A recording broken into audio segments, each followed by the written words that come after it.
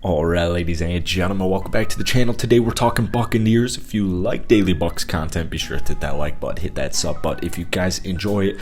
It's Power Ranking Monday, and I think to nobody's surprise, we got the Tampa Bay Buccaneers coming in on a recent ESPN Power Ranking at 25. The big question mark surrounding any big time media as far as just talking football goes, if the Buccaneers are discussed, the first word is Tom Brady. I'm getting a little sick of it, but I understand it. It's their biggest void to fill. Now, Tampa's in a difficult position. They currently have the second worst cap situation in the National Football League, sitting around minus $42 million. Now, we've talked a lot on this channel about Kyle Trask getting the keys to this team this upcoming year because although this quarterback class is getting a lot of hype right now, it's pretty top heavy as far as like possible superstar talent goes. Next year, a lot of analysts would agree that it's loaded. Like, it's just completely loaded, especially at the top. So if you give Kyle Trask the keys here this year, and maybe he turns into, like, I personally think he's a really talented quarterback, and if you don't like what you see, and even worse if the Buccaneers struggle, well, now you have the chance at a hopefully, looking good, I don't want to get too eager, a superstar quarterback. Now, money-wise, here's the issue with that situation. You still have Mike Evans, you still have Chris Godwin, you still have Devin White, you still have a lot of studs on both sides of the ball. So I think most people would agree that last year health was a big issue for this Buccaneers team. So you're thinking, all right, instead of a full-blown rebuild, let's do a quick retool. Maybe we go out and get Jimmy G. Maybe they draft a quarterback in the third or fourth round and let him battle it out with Kyle Trask in the offseason. Retool the pieces you lose, because you're going to lose some pieces. Like Levante David, for example. I made a video a couple of days ago on a signing update for Levante. The more digging I do into that situation, he might be one of the guys you have to let walk, because even though he's on the older side, he's still really talented, and there's just going to be a lot of interest in him. Guys like Will Golston, Logan Ryan.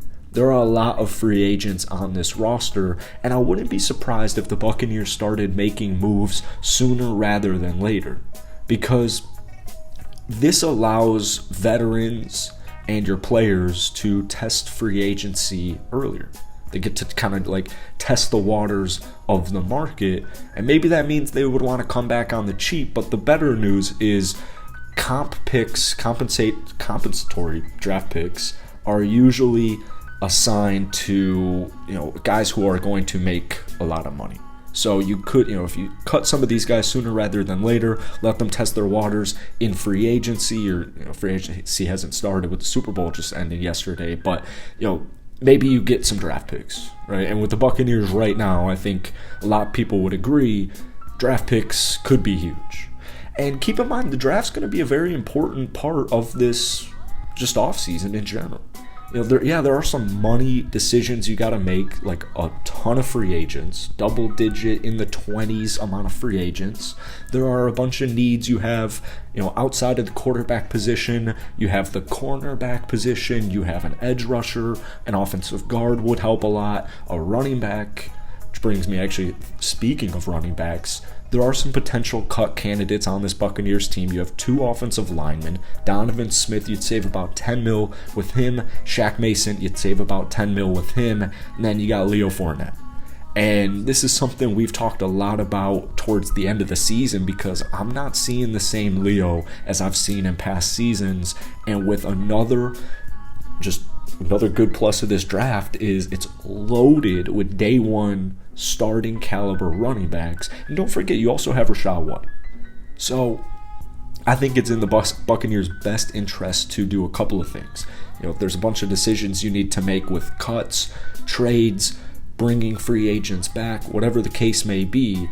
Guys like Jamel Dean, right? We talked about Levante David, Keanu O'Neal. There's just a bunch of free agents. Mike Edwards, there's just literally so many free agents. It's kind of, it makes you anxious a little bit, because it's like, wow, okay, they're about to lose a lot of pieces. So that's where the draft comes in hand, and that's where veteran free agent fill-ins also come in hand. I think, though, regardless of who they lose or who they want to bring back or who they draft, I think it's in the Buccaneers' best interest, rebuild or retool. They gotta get faster, they gotta get younger. This is an older team, and that's not going to last very long. They have a very slim window. Like, this team just went 8-9, right? So, even if you go out and you get Jimmy G to fill in, maybe I don't want to take quarterback at all at pick number 19, but maybe you have Kyle Trask and Jimmy G next year. Well, it's just like a small Band-Aid, unless they make the proper adjustments in free agency and in the draft class where you're getting both younger and faster. So let me know what you guys are thinking about that, just kind of an overall view of some money stuff for free agency. Hope you enjoyed the Super Bowl. We'll get going with more Bucs offseason content.